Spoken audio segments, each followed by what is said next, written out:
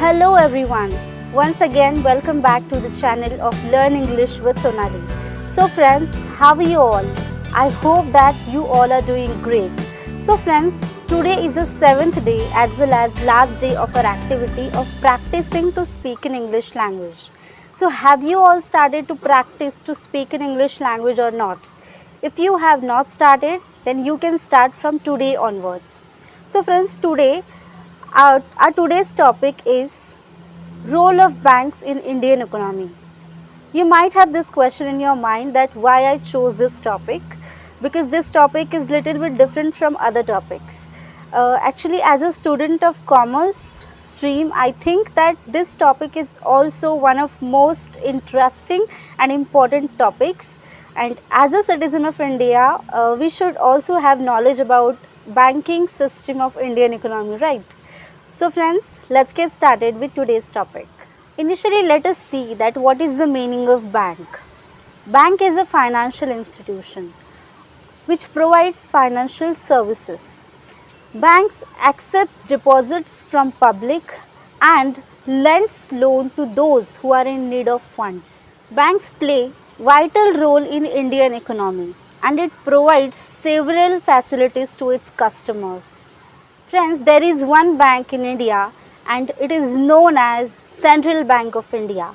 Do you know the name of Central Bank of India? I think you must be knowing name of this bank.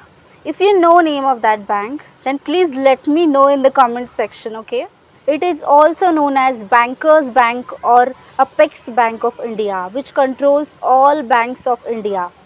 It is also empowered under Banking Regulation Act 1949 to regulate and inspect banking, Indian banking system. Central Bank of India also plays vital role in Indian economy. And this Central Bank of India is a regulatory body under Indian banking system and it also acts as a government's bank. It accepts funds on behalf of government and remit payment on behalf of government. So it also acts as a banker to government.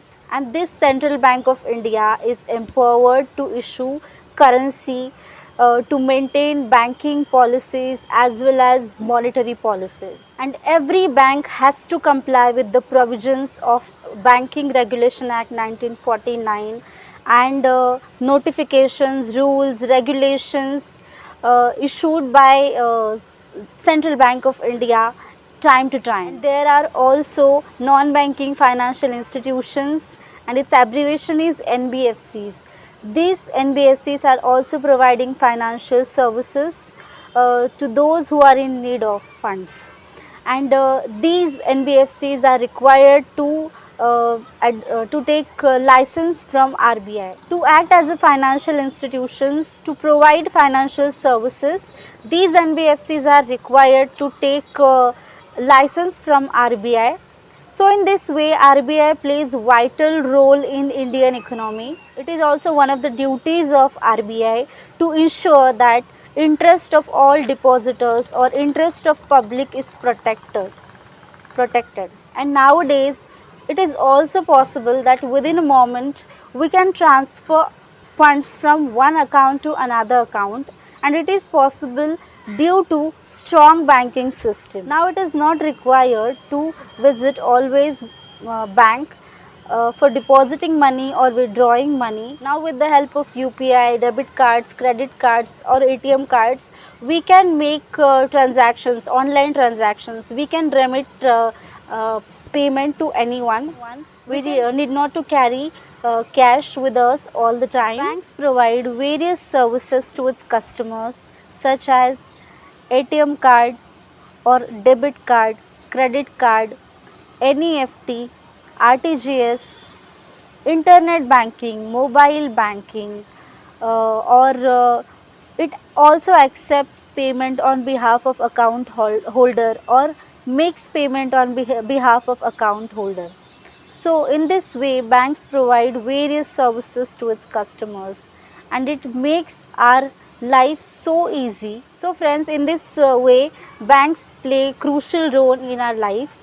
It provides different kind of services to us for making our life convenient. So friends, This was today's topic and I hope that you have also enjoyed it. If you have not started yet to practice, then start from today onwards. So friends, if you are new on this channel, then please do not forget to subscribe my YouTube channel and like, share and comment as well. So let's meet in the next video with the new topic. Until then, bye bye.